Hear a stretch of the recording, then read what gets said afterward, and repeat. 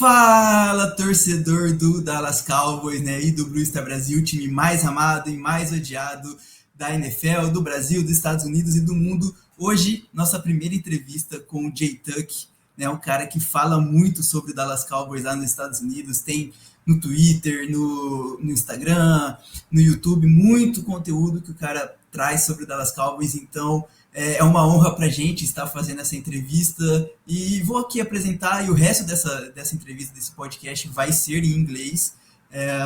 Depois eu vou tentar legendar para quem não sabe, mas a partir daqui vai ser em inglês. Então, what's up, Tuck? Not much, man.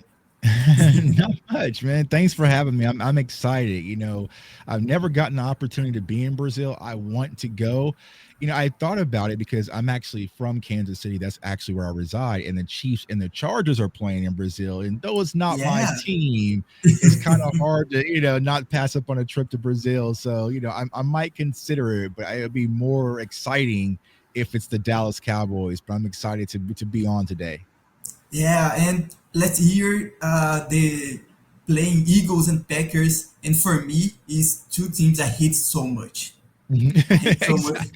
Yeah, here in Brazil, we hate so much Eagles because of the division, of course, but Packers because of the last years, the last playoffs games. So, okay. Exactly. We hate a lot.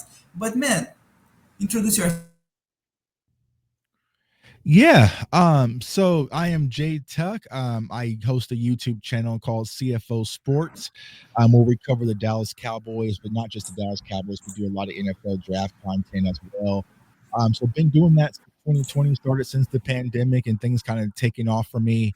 I work here in Kansas City, where I cover the local teams such as the Kansas Jayhawks and the Kansas City Chiefs on ESPN Radio. I partner with former Dallas Cowboy great and Dez Bryant on the Society X team. So just huge opportunities, huge blessings for covering the NFL and talking to passionate sports fans such as yourself. So I definitely enjoy what I do, to be honest with you. I believe it's so nice. Here in Brazil, I love to do this type of work. Back the content from Portuguese for the guys who don't speak English, for example, and you see that talking about Dez Bryant. We love Dez Bryant. The 8-8, man. You need some receiver. We have the style of Dez Bryant. I don't know if you understand that, but I believe George Pickens is this guy for the room.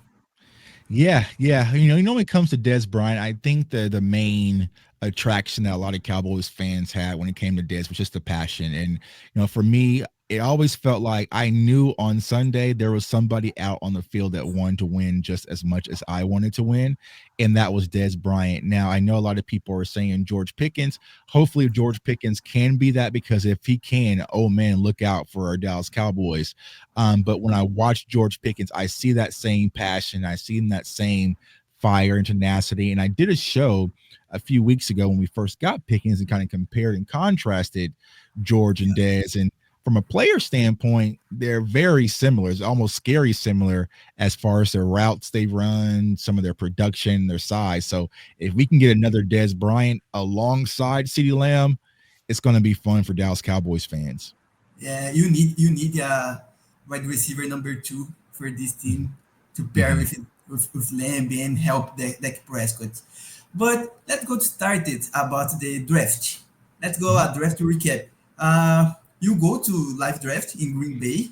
So, man, tell us about the event. Some histories in the backstage and something like that. You like it? The choices of Tyler Booker, for example. Yeah. The draft is an amazing experience. It's one of my favorite things just to cover, not only as an analyst, but also as a fan, because you get the opportunity to see this young man's dream come true. I mean, you'll see guys who are, 6'7", 380 pounds, cry tears, when their name is called. So it's a surreal feeling. So I've been to numerous drafts before. I was actually at the draft in Chicago when Zeke and Dak got drafted. But as an analyst, this was my fourth draft I covered, fourth or fifth. It kind of, but it's a great experience. It was my first time in Green Bay, and as a Cowboys fan, we kind of had the back and forth with the Packers. But I tell you this, Packers fans, people in Wisconsin were amazing. Like, it was very welcoming and a great time down there. And the crazy thing about Lambeau Field, when you think about NFL stadiums in America, they're typically in cities, downtown, big buildings all surrounding it. Lambeau Field is in the middle of a neighborhood. Like, there's literally houses right next door to Lambeau Field where people kind of sit back and watch the game in their backyard, and there's local bars. And so it kind of has more of a college type atmosphere versus big city, big NFL. And those Green Bay Packers fans are passionate, but it was definitely a good time there. When it comes to the draft, the Dallas Cowboys draft, I feel like they had a phenomenal draft. A lot of people were having the argument about drafting a wide receiver or drafting, interiors in the trenches. Well, surprisingly, we got both, but kind of delayed. But Tyler Booker is a phenomenal guard, and he's a guy who's going to bring toughness, tenacity, competitiveness.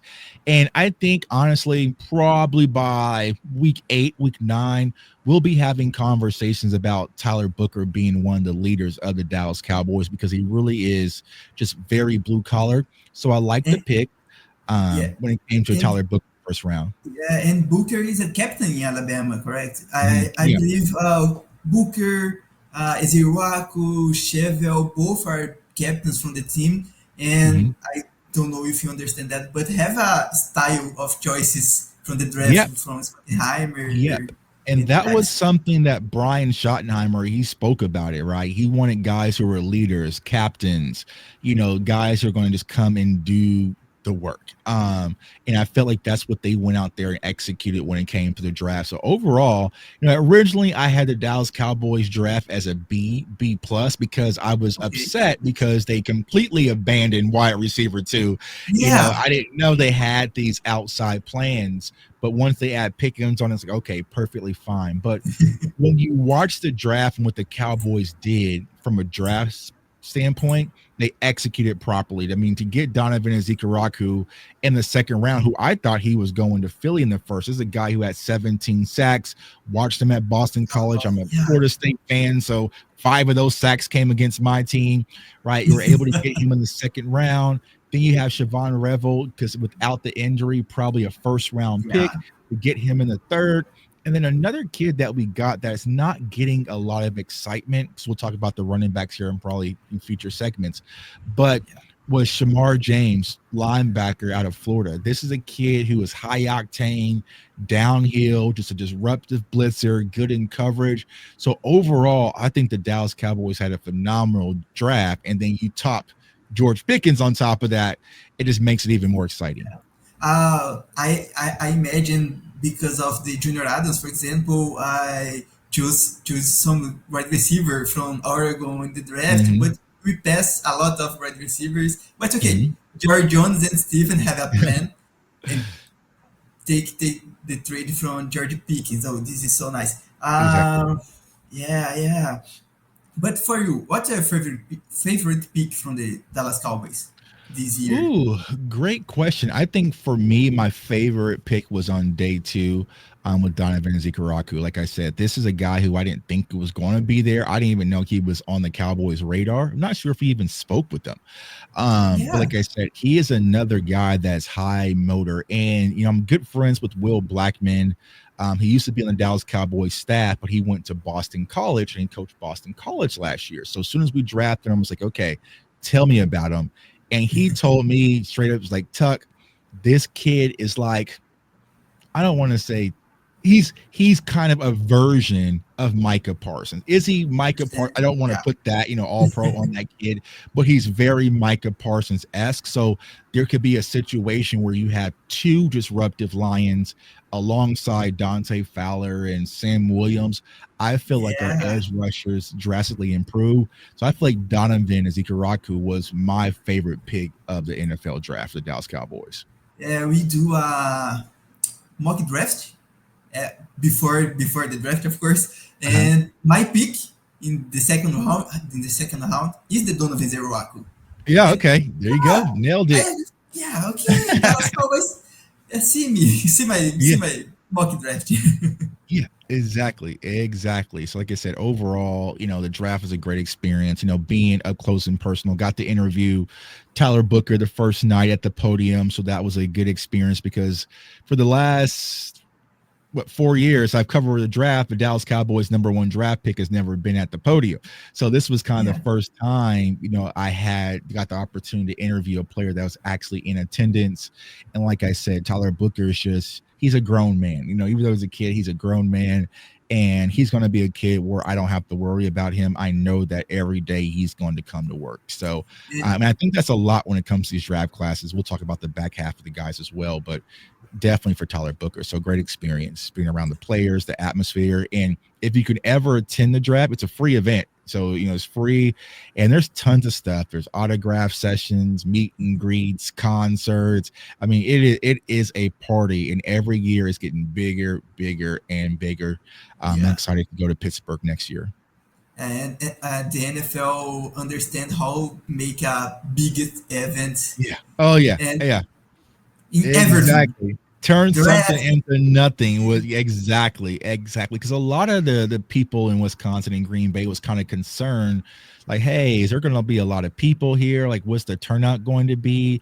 And honestly, it kind of like surprised me because when I was down there, because I got there Wednesday, it yeah, wasn't a lot of people there. But by the time it was draft day, it was, you couldn't even walk through. It was a sea of people. So the NFL fans always show up and show out to support the NFL, and the NFL knows that, and they seize that opportunity with that marketability every single time.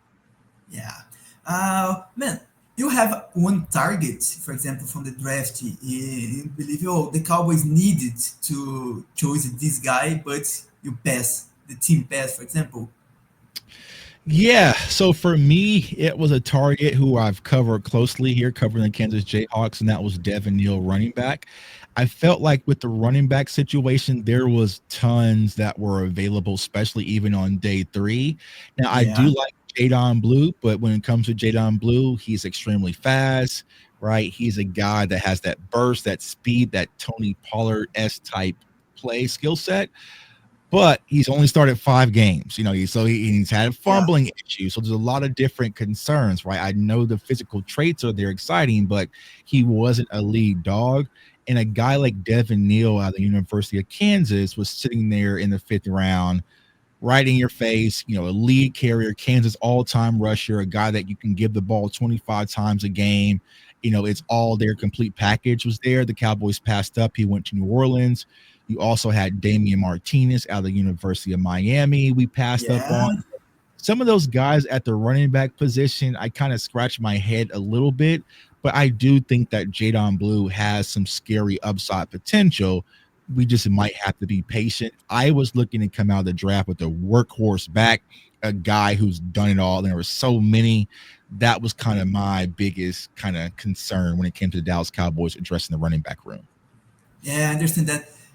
We do a live draft in the first round here in YouTube, but we follow all the 3 days of the draft, of course, and you see, oh, one more running back and going to other team, and Dallas Cowboys nothing doing, not choosing running back, and oh, we need a Yeah. running back, yeah, okay, Jaden Blue is okay, take Phil Maffa too from Clemson. Clemson. Mhm. I believe he's a different style of running back from Blue. I Mhm. don't know if both are going to be have snaps because you have Miles Sanders and Javonte Williams. I don't Mhm. know. I believe Javonte is going to be the starter from the team, for example. Mhm.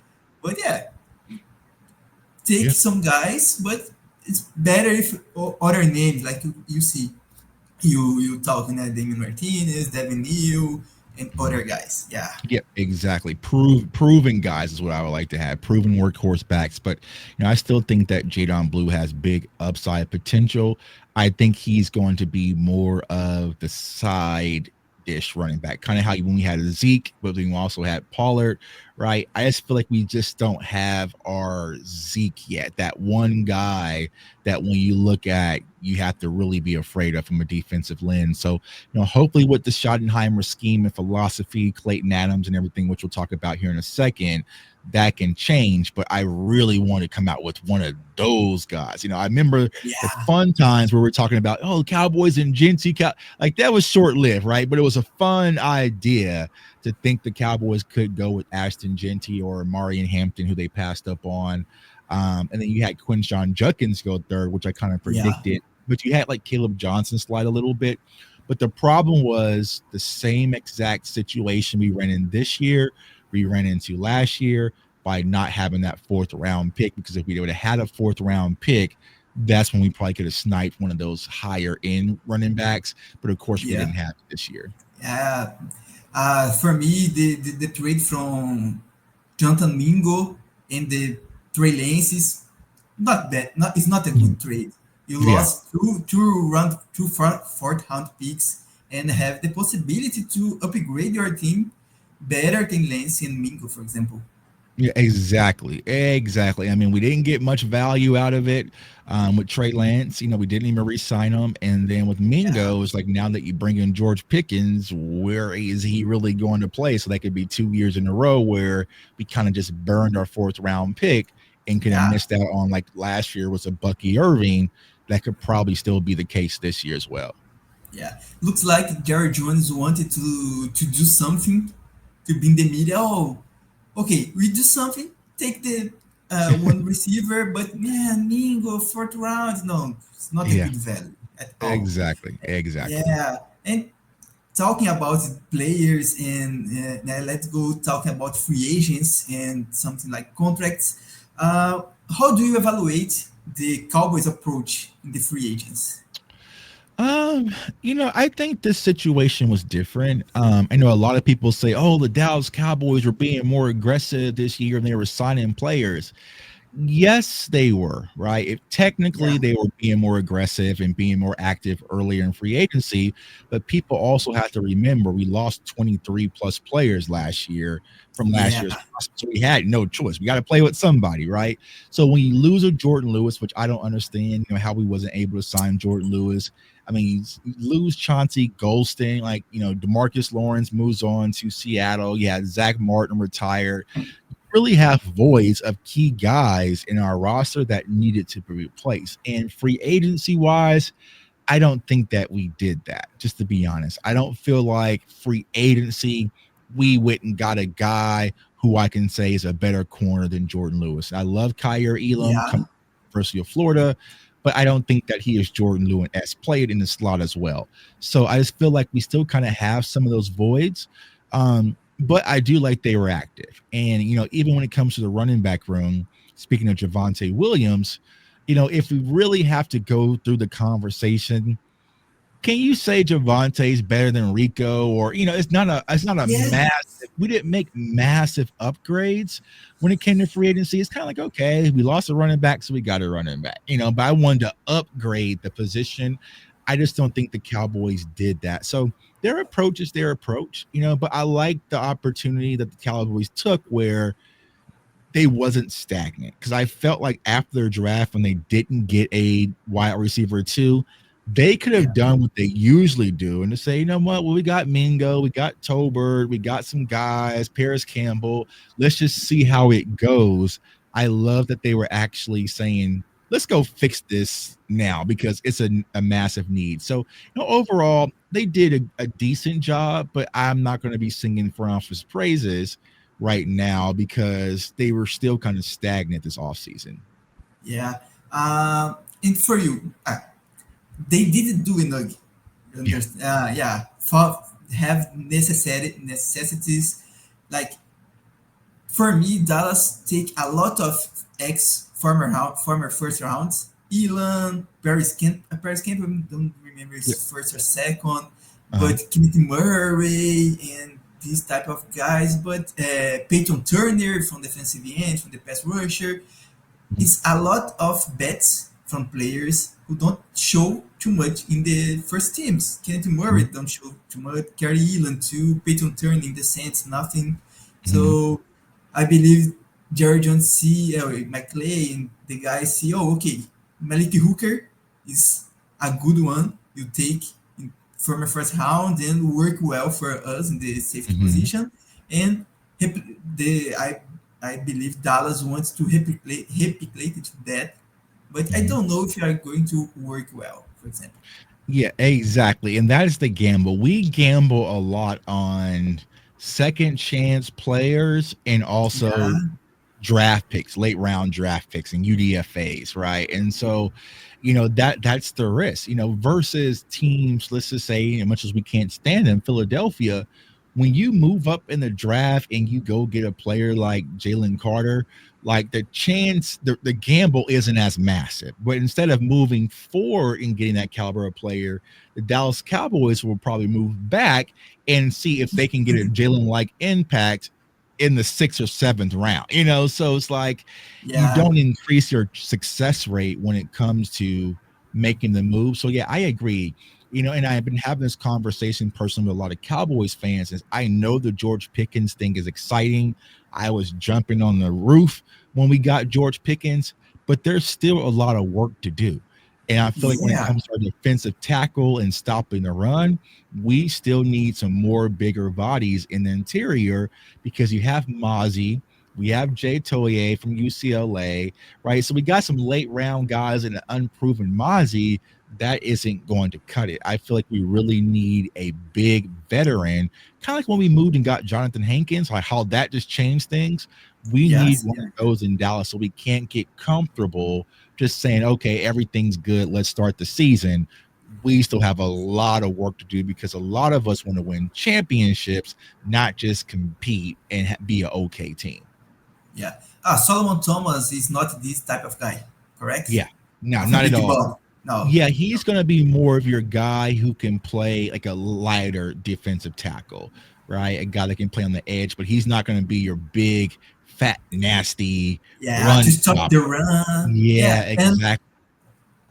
This is a problem from a long time ago. From you don't be able to stop the run with Quinn, Zimmer, Marinelli too. We suffer a lot of 100 plus rushing yards game, for example, and you need some time in some year. Oh, okay, this is a different defense from Cowboys.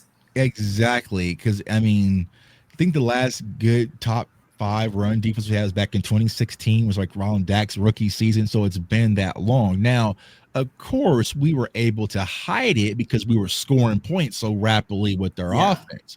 But what teams have figured out, NFL football is recalibrating, is getting back to the run game, is getting tough, is getting gritty.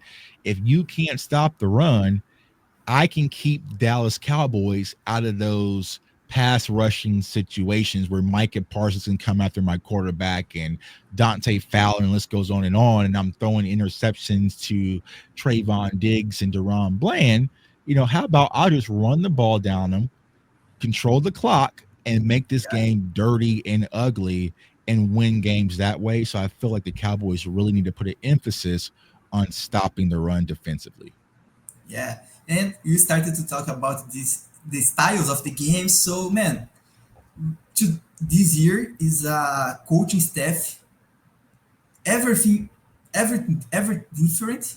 A lot of new guys. We have a lot of experience in the defense with Eberflus and the people who work with Eberflus. In the offense, Clayton Adams for me is a biggest surprise. Junior Adams too. The other guys, the already coach, the Conor Riley. So, what you think about this contract? The new guys from the coordinators, the coaching staff in general. Yeah. To be honest, I'll probably get a lot of backlash for it. I did not like how the Dallas Cowboys handled the coaching hire process, because they were trying to bring Mike McCarthy back. They blocked his interviews in Chicago, and then they let all these other coaches get hired, and then they didn't come out with a deal with Mike McCarthy, and so they were scrambling last minute. But I will say I think they save themselves last minute. Sometimes we kind of do things on accident and get to our lap, voila, Dak Prescott, right? So I feel like Shoddy is a good hire from that standpoint. The thing is, we need to be patient, right? And I think Cowboys fans who really want to win now, it might be 2 years, 3 years where we're saying, oh, okay, now everything is growing because he has to get this Mike McCarthy, I don't want to say stench, but like change things. So now it's in his image, change his philosophy. So we got to be patient. But I'll say the number one thing I do like, and you already said this, is Brian Schottenheimer put together a phenomenal staff. He mentioned Junior Adams. Junior Adams was highly talented out at University of Oregon. Other schools wanted him as well. He's a guy who's going to come in energetic, and he's sharp and strategic when it comes to the wide receiver position. And he can relate to these younger players. He can speak their language. The same thing when it comes to Connor Riley. Connor Riley out of the University of Kansas State, where Cooper Beebe came from. This is a guy who focuses on offensive line, technique, and also running the ball. And then you go and add Clayton Adams out of Arizona, whose whole philosophy is tight ends, offensive line, and running the ball. So offensively on this Dallas Cowboys staff currently, what we've been saying for Cowboys fans is one band, one sound. And what that means is there's not like you have two coaches who really prioritize, throwing the ball 40, 50 times. And then you have a few coaches over here who want to run the ball. Everybody is a run the ball DNA, from your coach and Shoddy to your offensive coordinator to your offensive line coach to your tight end coach and even your wide receiver coach. So it shouldn't be the separation. I felt like last year, and just completely to the Mike McCarthy tenure, there was a lot of Mike's way and this way, and there was too much swaying. Everybody's on the same accord. And then we look at the defensive side of the ball. When it comes to Matt Eberflus, I feel like this is a good hire because, one, he's already came from Dallas, right? He was there in 2016 when we had one of those elite run defenses under Rod Marinelli. He's a guy that's going to be in kind of that Dan Quinn mold, meaning that he got fired mid-season, so it's going to be a chip on his shoulder, kind of wanting to prove and get his name back.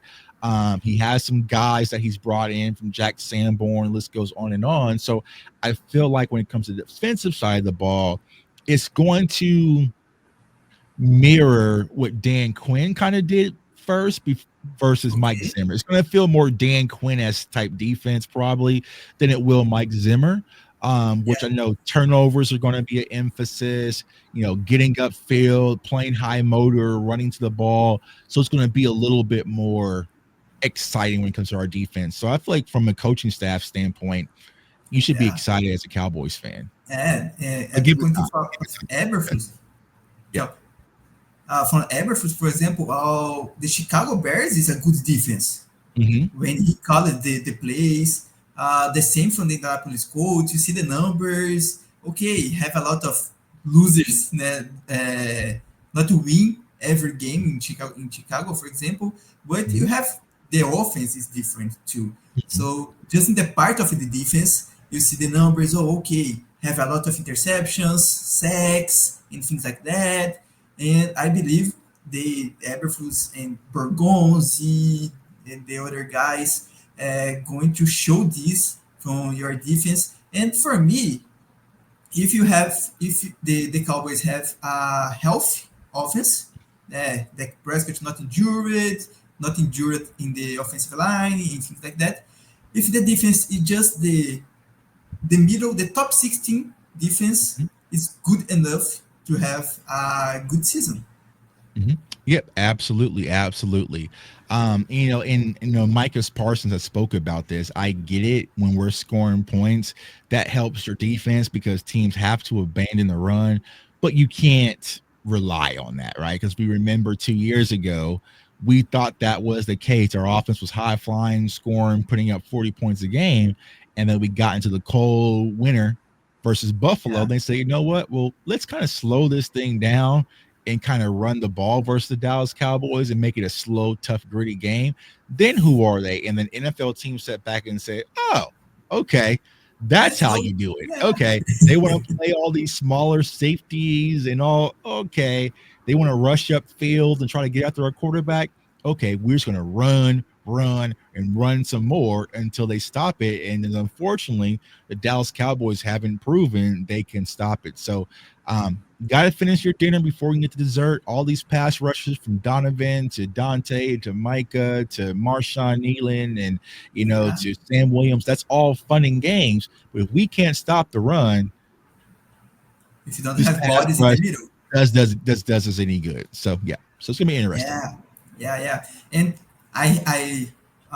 last 2 weeks ago, we have a talk about the coordinators, and I do a biggest research about Clayton Adams and see what he did in Colorado before going to the NFL and the Colts, and he changed a lot of the offenses in the Yep. teams. Yep. In Cardinals, for example, acho que é Perry Johnson, the offensive tackle, who have a lot of runs from the second level, from the defense to open spaces, to the running back. And you believe Clayton Adams are going to take this from Cowboys using a lot of Tyler Guyton, for example, because, man, Tyler Guyton is a biggest human. So, like Tyron Smith, have a lot of going to the second level of the defense to put the defense on the ground. So Tyler Guyton, I believe, it needed to be this style of guy, of offensive tackle, for example, to the attack. Tyler Guyton is the most, and it sounds crazy, but he is the most important piece to our season. He holds the key because, one, we really don't have an emergency policy. I mean, we do, but would they do it? I don't know, right? But he needs to take a lead, especially at that left tackle position. And I think that he can, right? I think this kid, just like Tyler, I'm getting all the Tylers messed up, just like Tyler Booker, right? Tyler Guyton is another kid that I know that he is going to do the work. I just felt like last year he was put in an unfair situation where you're playing a position that you never played in your entire life. It's the most important position in all of football outside the quarterback. And you're now in the shadows of Tyron Smith. I mean, it's a lose-lose situation. So I think it was good that he kind of hit his head, took his lumps, and hopefully he's able to build for that. But he is going to have to take a massive leap, especially limiting those penalties, because there were so many penalties that just killed drives from Tyler Guyton's end that needs to be fixed. So hopefully that's the case, but he's extremely important. Yeah. But you believe it's a style of Mike Solari, the coach, and do this a lot of penalties because of the style of the Mike Solari. But guys, you need to do that in this style and have a lot of penalties because of this. Or not. Sometimes I feel like just us as football fans, we put a lot on the coaching staff, right? Because I mean, whether it was Kellen Moore, it was now Len last year, it was Mike McCarthy, and it'll probably be Brian Schottenheimer moving forward. But sometimes you have to put the ownership on the players. But like I said, I don't want to fault Tyler Guyton too hard because I put the ownership on the ownership because you had this kid, that never played this position. I felt like they said, we did it with Tyler Smith. Well, Tyler Smith played left tackle primarily at the University of Tulsa. You kicked him the guard, so he had some left tackle reps. It's not as easy. And even though it kind of Cooper Beebe hit the ground running, it's a challenge. That was a position he's never played ever in his life.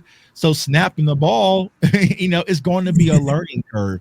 And sometimes in the NFL, you don't get that opportunity for a learning curve because you get Myles Garrett out the gate, and then you get Bosa, and you're getting all these dogs out the gate.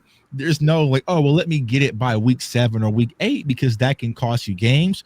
But most importantly for us, it could cost you your quarterback. So, I just think that the organization put Tyler Guyton in a very unfair situation because if he did fail, which he kind of did last year, who was our other option? You have Awesome Richards, but he's still another young guy. So they need a savvy vet that they could sit behind Tyler Guyton. And ideally, what I would have done personally, I would have drafted Tyler Guyton, re-signed Tyron Smith, and then if we're sitting saying, okay, Tyron, it's just not there anymore, and Tyler Guyton's playing that extremely well, then you make the switch. But sometimes they get rid of a good thing and they replace it with the question mark. And sometimes it works, but sometimes it doesn't. Yeah, in the last training camp from last year, we started with Chumedoga from the left tackle. Mhm. We waited some weeks to put Tyler Guyton in this position, and you said Mhm. he never played left tackle. So Yeah, yeah, it's not yeah, a all those camp handle. reps should have been Tyler Guyton, like. Yeah, not handled too well Mhm. doing this style. And uh, about the change of identity of the team with Mhm. Schottenheimer and the other guys. You see heavy Mhm. this style of change, for Mhm. example, uh, are really the Cowboys are really changing the identify of style of coaching with players, different from Mike McCarthy, Jason Garrett, and the other Mhm. guys. Yeah, absolutely. And this is something I kind of talked to the players about, but they didn't speak too highly about it. But it always felt like when you watched the Dallas Cowboys, you had these little groups, right? You had defense over here, offense over here, special teams over here. You kind of saw the defensive guys together, all the offensive guys together. But talking behind the scenes and hearing what the players are saying is that Brian Schottenheimer is tearing down those barriers, whereas offensive guys hanging out with defensive guys hanging out with special teamers, and everybody's included. And I think the biggest difference culturally is that Mike McCarthy was really focused on football, like, hey, how's things going? Okay, cool. All right, so what are you working on? So it's more business related. I Yeah, think that Brian Schottenheimer is taking an interest into each individual player as the person, right? Not just Dak, not just Micah, not just these 4 or 5 core guys. but It's a situation. everyone. Yeah, Buddy Johnson, like, hey, what's your son's name? What do you got going on? And so when you do that, and then you add that with the Junior Adams and Connor Riley, who's doing the same thing, it's going to make you play 1,000% harder for not only your coaching staff, but for your teammates. So course, it's still OTAs. We got a long way to go. Will it translate on the field? But having that environment, that brotherly friendship, family environment, it goes a long way. And then that's when you can add the X's and O's on top of that. It should help the Dallas Cowboys get back to that competitive standard that we were accustomed to. Yeah, because everyone talk, oh, it's not a good choose from head coach from Schottenheimer because don't have a lot of experience calling Mhm. plays in the offense, for example. Okay, he's a offensive coordinator, but always have other head coach calling the plays.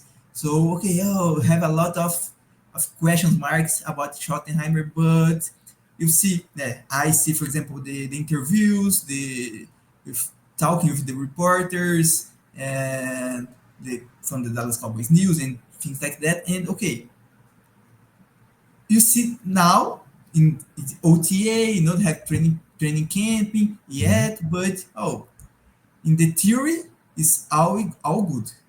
But you Mhm. need to see in the field, in the games. If these all identity talking with all the players are going to do results in the games, wins and things like that, for example. Exactly. Yeah, we'll see how it all translate, but I just think that it's a new energy, and I feel like Brian Schottenheimer and the staff, it's a good blend of older coaches and younger coaches. Brian Schottenheimer Yeah, has a tattoo on his forearm. That's different, so it's one of those things where, hey, I listen to the music that you guys listen to, or I understand, I watch the same movies, or so it kind of builds that bond versus Mike McCarthy. I mean, and I'm not a guy who hated Mike McCarthy. I actually like Mike yeah, McCarthy. He did make some dumb situations, but every coach has their faults, right? But I felt like, of course, he's just older, and I feel like Brian Schottenheimer is going to be able to gravitate towards these younger players along with his staff, and I think that hopefully should translate on the field. yeah. You talking that Mike McCarthy is a little bit older, and here in Brazil, we talk a lot of necessity of have a college coach from head Mhm, coach from the Dallas Cowboys. mhm. Don't do the Jerry Jones. I believe Jerry Jones don't like to do that. Yeah, But okay, exactly. have Conor Riley from the college, have Junior Adams too, have this style of guy. It's something. It's not Hmm. the right coach position, but you say Scottenham is younger, have more style of the players, and I believe and I hope Hmm. are doing good for from the Dallas Cowboys. Yeah, you're almost getting an NFL college coach. Like it's like, even though Shidy's not coming from college, is kind of he's connected with college, bringing in college coaches. So it's kind of a hybrid situation where you get some young innovation and some young energy, which has a lot of Cowboys fans excited. Yeah, yeah. And talk a little bit on expectations and concerns about Rooster and something like that. Uh, you see the cornerback position. You have Trevon Diggs recovering from the injury, Darren Bland in contract year, Javon Rivell recovering from the injury too. Okay, have the trade from Kerry Leland, Kellen Carson don't struggle Mhm. a little bit in last year. So, for example, for me, is a position corner is a position you need to put some eyes on that. Yeah, you're spot on. I've been saying as well. Once again, it's hard to say, right? Because we haven't started playing, but it's question marks, it's unknown. And anytime you go into an NFL season with unknowns, it doesn't breed a lot of confidence. So you mentioned, right? Trayvon Diggs come out the injury. More than likely, he'll probably be on pup, so maybe he'll be out 4 to 6 weeks. All right. You have Kyrie Elam, once again, second chance guy, new opportunity, but what if he's still just the same guy he was in Buffalo? Well, then you X that Yeah, out. Kalen Carson, who I was high on last year coming out of Wake Forest, didn't translate at the NFL level. We saw Deron Bland coming back from that foot injury, wasn't the same. Is he the same corner when he's not getting interceptions? Also, he's in a contract year, and playing in the yeah, inside corner is a lot cheaper than playing outside corner. So is he going to want to play outside or play inside? I know there's been conversations about Wanye Thomas possibly playing some inside corner. So yeah, it's just question marks. So it's just yeah, like a lot. it doesn't make sense. And then you add we can't stop the run. It doesn't breed too much confidence when it comes to our defensive side of the ball. So yeah, I mean, I know that Gilmore was in the building. Don't let him leave. Don't let him leave. If you can get Stephon Gilmore for 4 to 5 games, even though he's an older player, until you can get Trayvon back fully healthy. Because I Yeah, personally, as high as I was on Siobhan Revel, I don't want to rush him back from knee injury. Like I get it. Today, medicine, you recover a lot faster from knee injuries, but you want to have the confidence, right? It's going to be one of those things where you want to make sure he has the confidence, and you don't want to toss a rookie out there who has the confidence of being a rookie, but also yeah, coming off a knee injury. I'll say, okay, go guard AJ Brown and have at it. Like you yeah. don't want to put kids in this situation. So I would definitely go at a veteran corner. Would it be Jalen Ramsey? Probably not. So Stephon Gilmore's floating out there. I would 1000% bring Gilmore back into the building. Yeah, I agree with you totally. And I believe Kellen Carson is this style of guy from last year to put in the fire because Trevon Diggs have Mhm. injuries, Darren Bland injuries too. So okay, you are the guy you have in the position. Oh, okay, you are a rookie from 50 round, but Mhm. whatever. Yeah. Going to cover AJ Brown, for example. Mhm. It's difficult Yeah, from the exactly, guy. exactly. And then when that happens, your confidence can diminish because even with Kalen Carson, like you said last year, I felt like the kid is extremely talented, but his confidence got killed just like that. So then you start second guessing, then you start, okay, and so it's a mental game just as much as it's a physical game.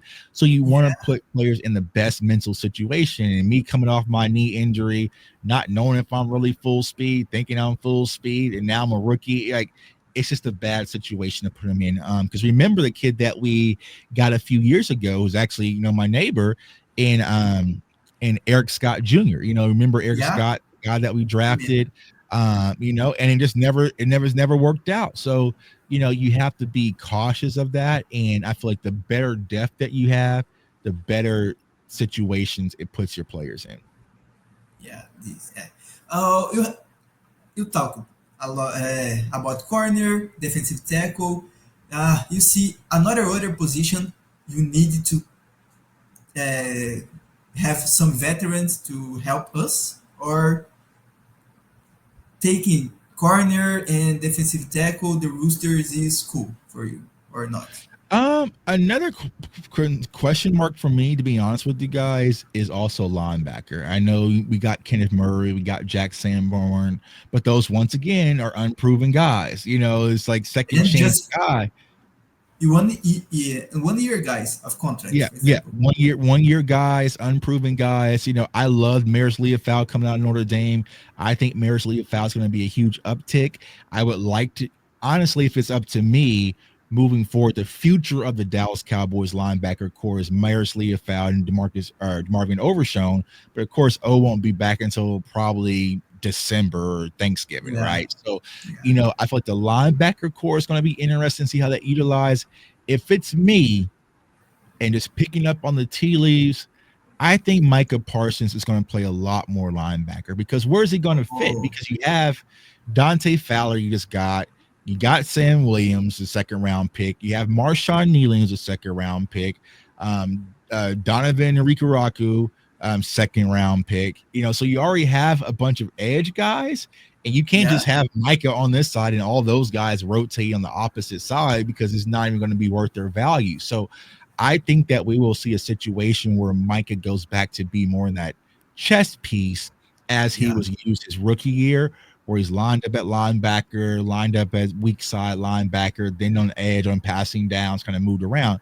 But first we got to pay him. First we got to give him his money first, or you might have Micah Parsons not Parsons at all. So, And but for I think me, that, yeah, uh, Jared Jones love it to have a novel story from contracts. CD yeah, Lamb and okay, let's go sign it with Parsons, man. yeah. But I believe Jared Jones are going to wait until the training camping and things like that. So yeah, Yeah, it's frustrating because CeeDee Lamb just created a YouTube channel, and he dropped a video like 2 to 3 days ago, showing what he was doing during the holdout. And the younger players, older are different, right? But younger yeah, players, they want to be around their team. They want to be, at camp. They want to be, with their roommates playing Madden and college football, and because it's sometimes like it's their best friend. So you take that away from them.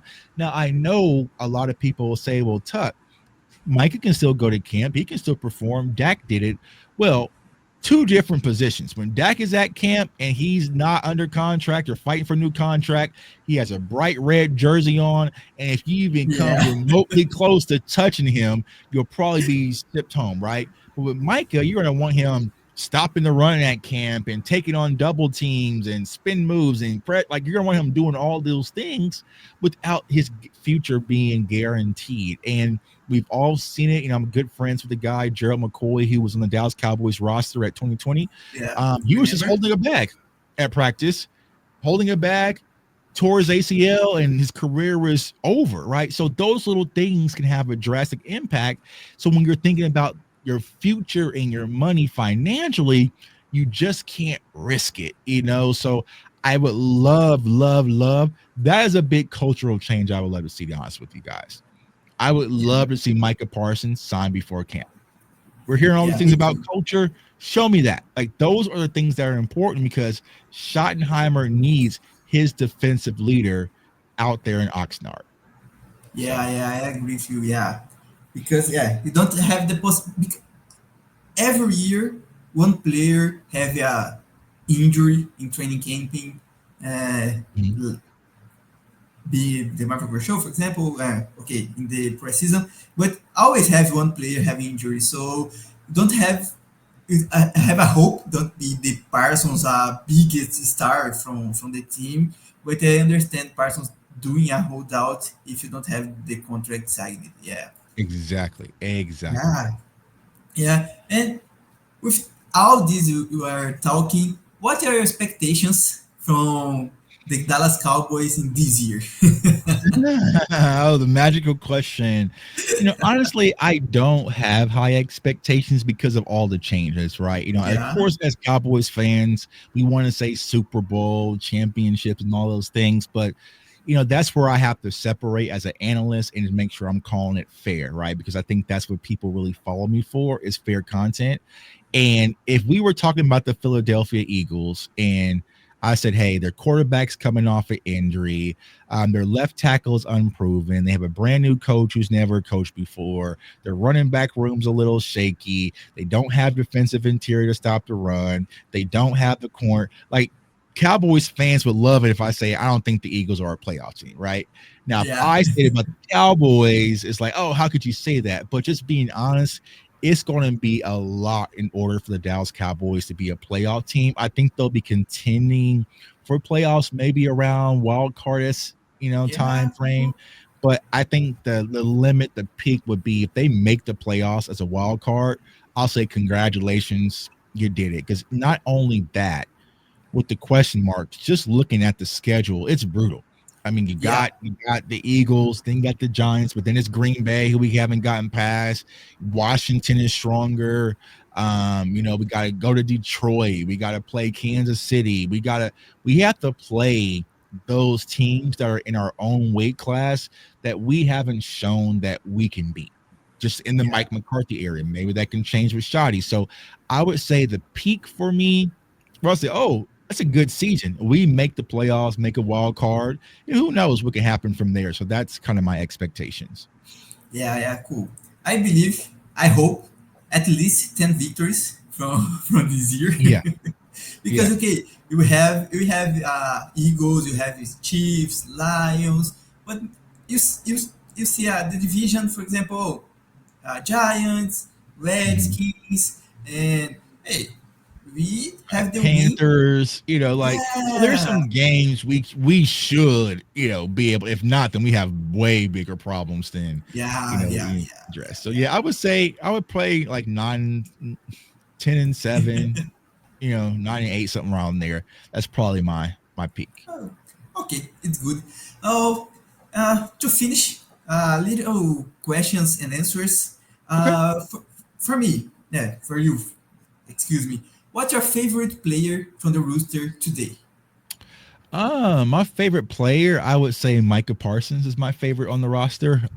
Because I feel like once again, going back to Dez, it's that competitive spirit. I feel like he's a guy that, I know no matter what, as long as he's out there on game day, he's going to want to win. Yeah, And you even go back to last year when the season's pretty much over, when Dak went down, when Micah came back from injury, the team was still competing. They almost crept into the playoffs. So I love Micah's competitive spirit. So I would say Micah Parsons is probably my favorite player on the roster, but I love CeeDee Lamb as well. And Dak too. yeah, nice. And if you are Will McClay, one player you are seeking now before the training camp, the start of the training camp, to help us to have an upgrade in any position. Um do I get to spin big? I can go all in.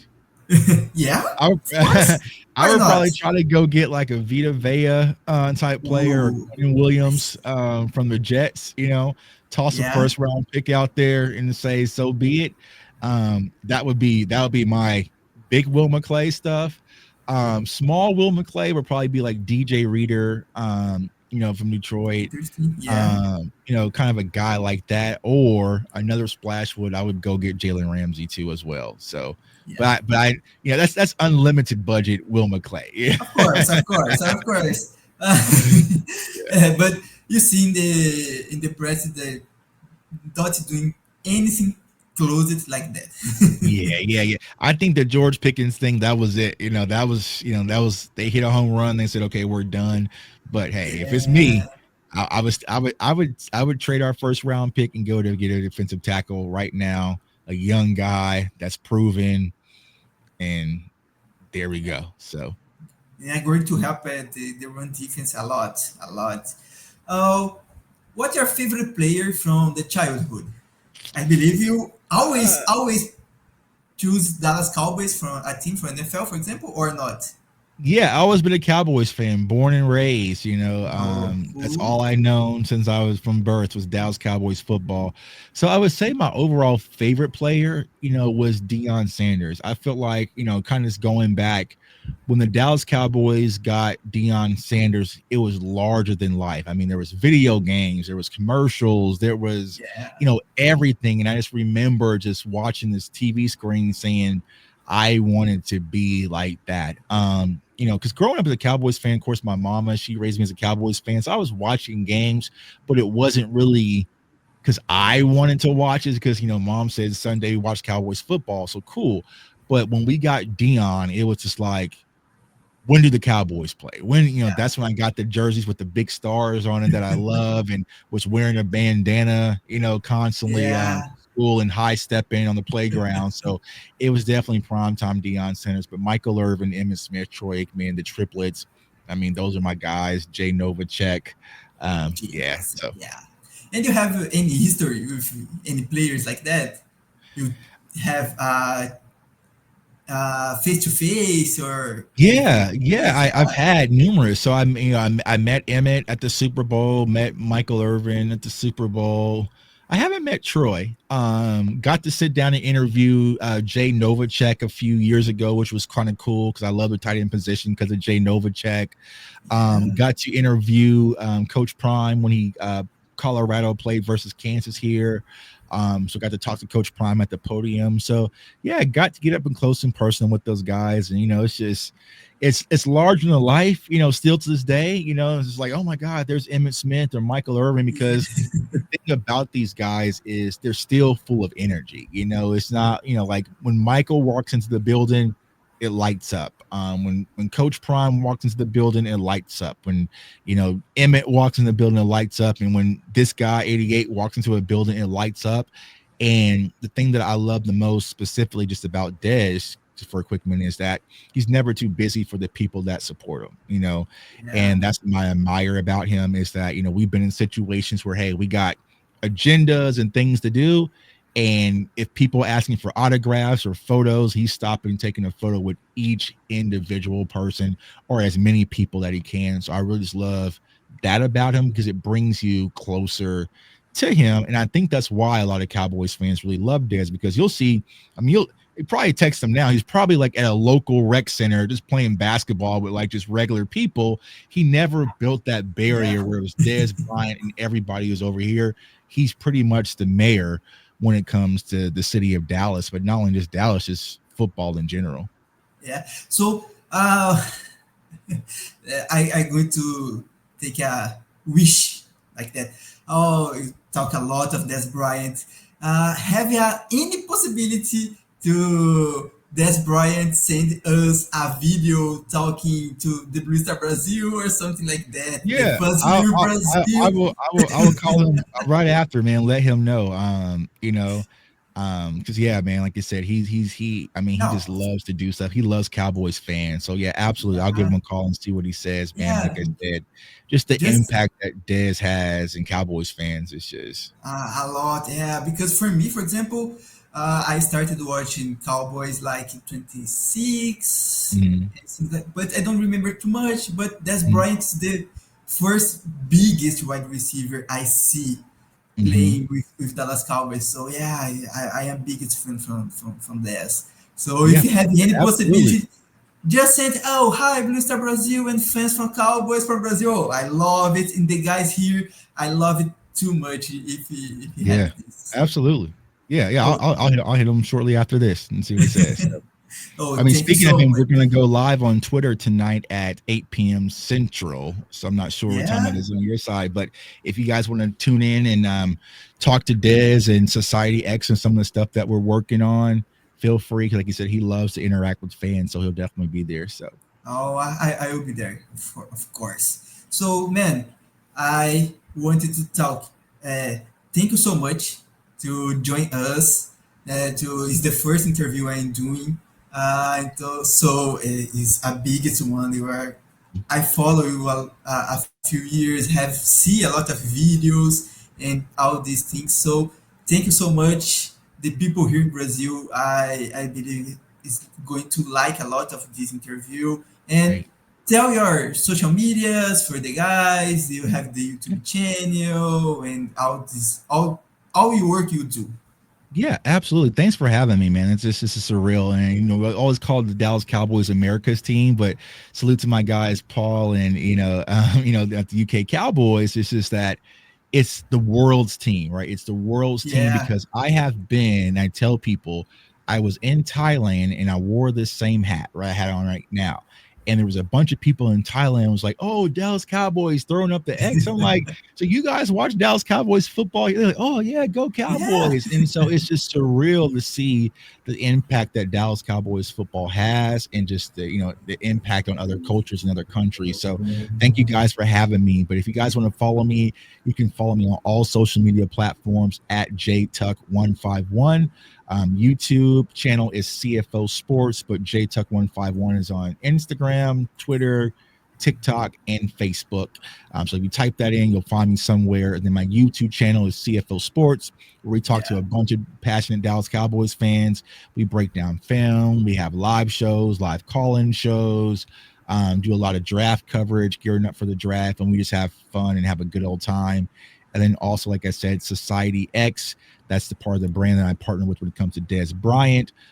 It's free. It's a free Discord you can join, and he does giveaways. He does all sorts of interactive stuff, just talking to his fan base and just building a community. So definitely join. Like I said, thanks for having me. This is fun. I definitely enjoy it. So I need to get over to Brazil. I need to get over there. Like I said, I know the Cowboys are pitching going to the UK.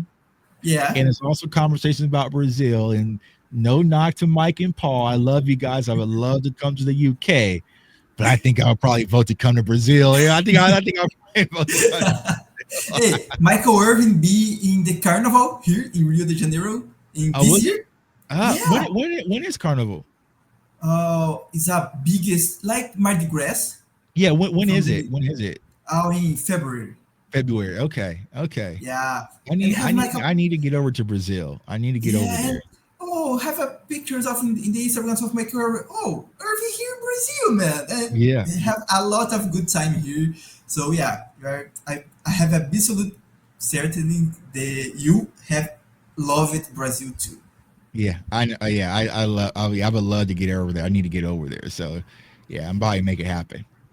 Yeah. I'm going just finish in Portuguese to talk with the guys here. So again, thank you so much. Thank you. Biggest opportunity for me doing this interview.